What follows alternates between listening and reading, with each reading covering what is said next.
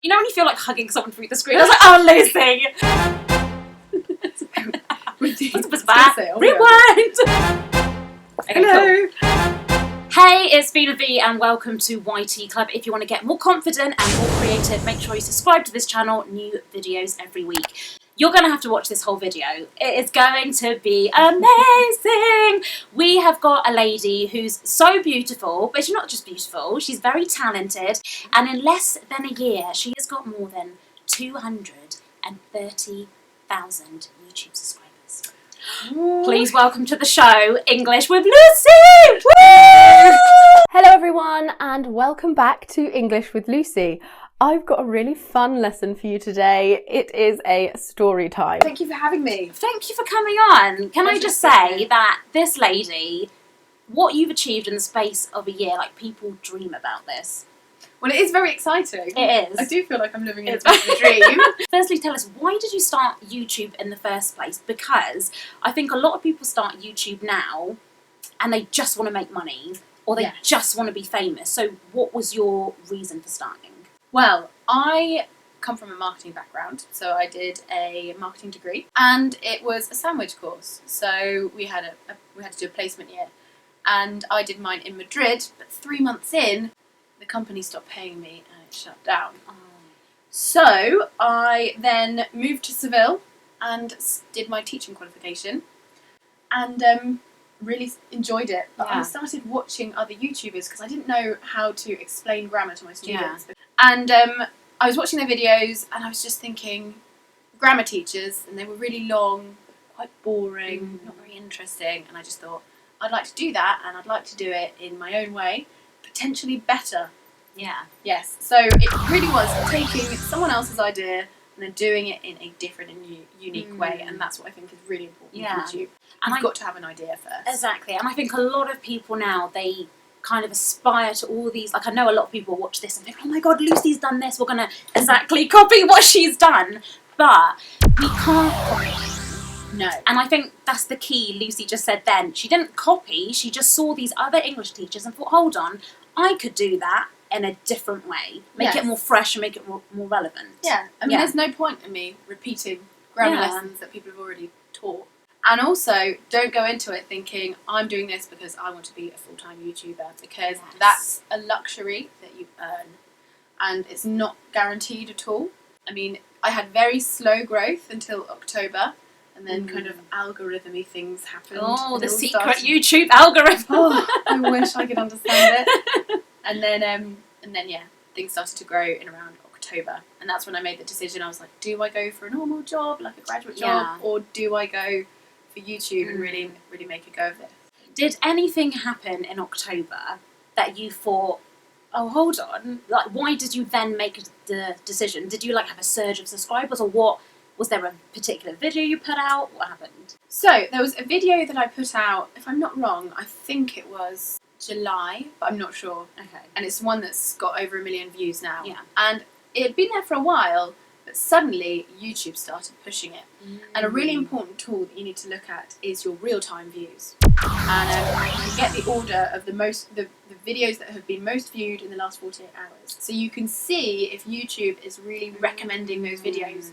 It was that as soon as that started every day getting 10,000, 20,000 views, that's when my subscribers suddenly skyrocketed. Yeah. And then I think that was their tester video, and then they started pushing more of my other videos. But really, YouTube is in control here.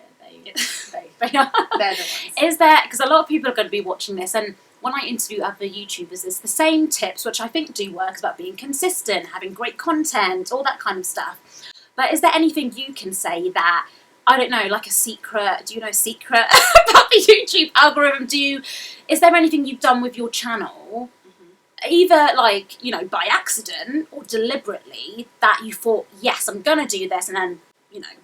Okay, so yes, I mean, the normal best practice tips are great, and everyone should try and do that. But really, that's only going to get you so far. Yeah. That's going to keep subscribers you've already got happy. I'm just so glad Lucy said that, because everyone, I'm like, I've been consistent now for 3 years. Why is it still? So that's good to keep people that you've already got. But if you want to achieve more, you really need to think about what content am I producing that YouTube's going to want. And so really analytics and Social Blade are your best friends. Yeah. Study them, look at your views over time. Yeah, so if you look at my most viewed videos and also the views that get the most the videos that get the most views in real time, I think all of them apart from one have a number in the title. They're normally like a list, so top 10 words you pronounce incorrectly, or 5 beautiful English words, or 12 ways you can improve your listening. So that's a top tip. Obviously, don't make every video on your Everyone's going to be like, right?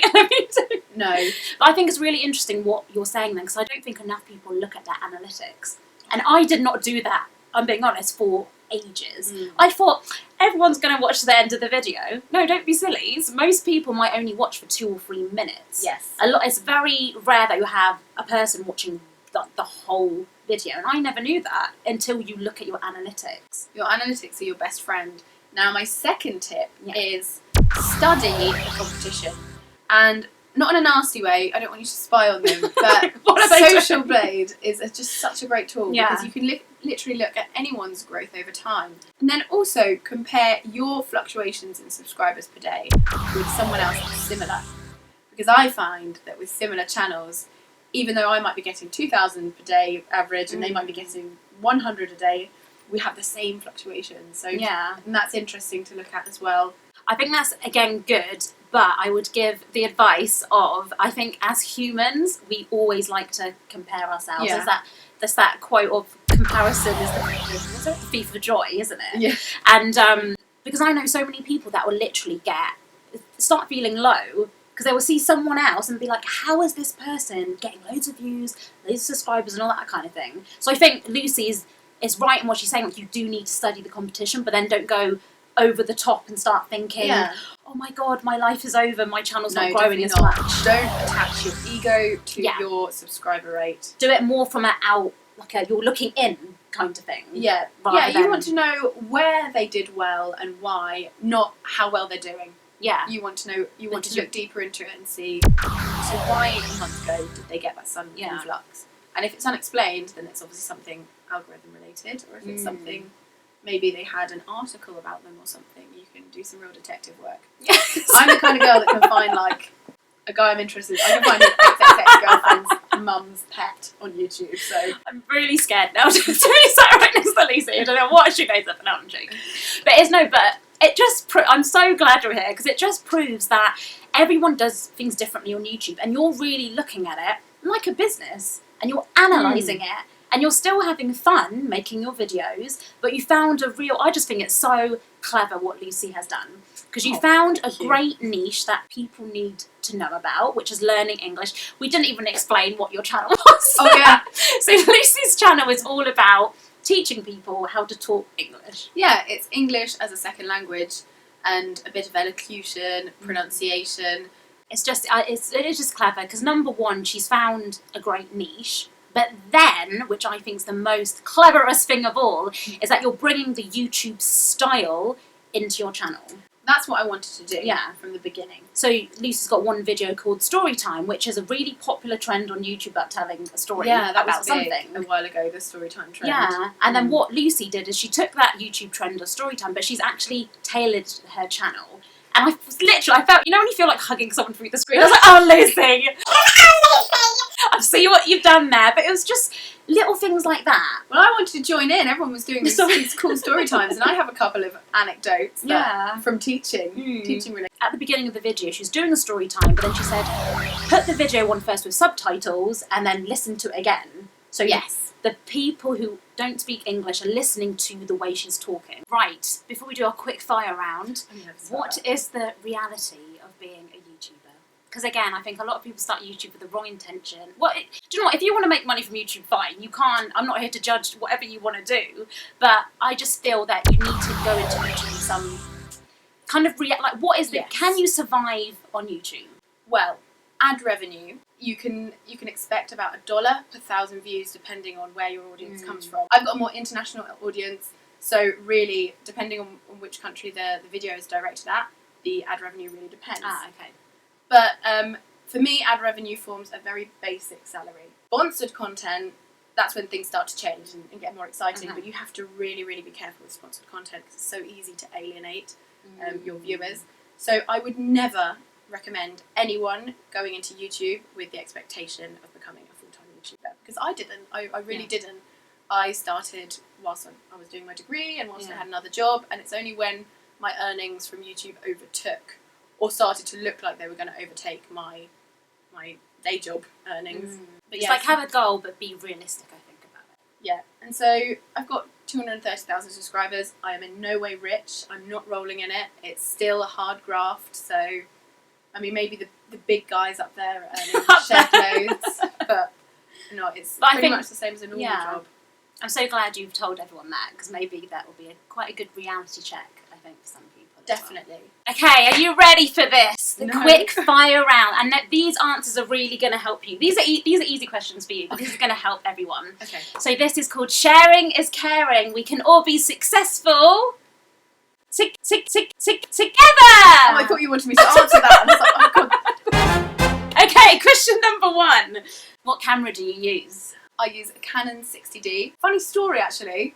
I got a £500 business loan off my dad to start my channel, and I bought the camera secondhand, and I bought the tripod, and it arrived, and I was like, bloody thing doesn't work. Phoned up the company, they're like, you haven't bought a lens. So I was just sitting there with the camera body. Okay, what editing software do you use? Final Cut Pro. What is your fave social media to push your YouTube channel? Facebook, definitely. Facebook Live as well. How do you stay consistent with your YouTube videos? I've got a really good tip here. I set up a filming day. So I literally get up in the morning, hair and makeup done, set up the camera and the lighting, and then I just bang out 7 videos. And then over the course of a couple of weeks, maybe, I'll be editing them as I go along. Tea or coffee? Coffee. Lots of it. Oh, but it's like English with Lucy. I like know. a tea, British. I know, it's such a shame. It's really just upset me. You've said that. Upside down. And what is your biggest tip for someone watching this right now who wants to start a YouTube channel? Find a niche, look at what others are already doing, and try and do it better and different. Be different.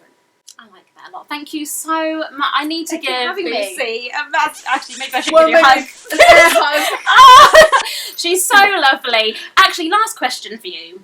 Okay, so I've got 1% of your subscriber count. Why did you agree to do an interview today with someone who's got much less subscribers? I'm really interested. Because you just came up, you were so friendly and so confident, and I don't really look at a subscriber rate when I do a collaboration with someone. Okay. I look at their content, and I had a look at your content anyway. Actually, the real reason is you came to me and said, I want to do this, and this is why. I don't like it when people email me and like, hey, want to collab? It's like when you ask someone out on a date, and then someone asks you out on a date, and they're like, so where should we go? It's like, you asked me, you sort it out. So you came with a clear idea, and that's a good tip. If you want to do a collab, propose it to them, show them the benefit of doing it, and don't be scared to approach bigger YouTubers. So remember, create your own opportunities, and if you liked this interview, please do subscribe by clicking here, and there's previous videos for you down there as well. And remember, take action today, not tomorrow. Lucy's links are below, or you can just YouTube English with Lucy. Bye! Yes! You did it!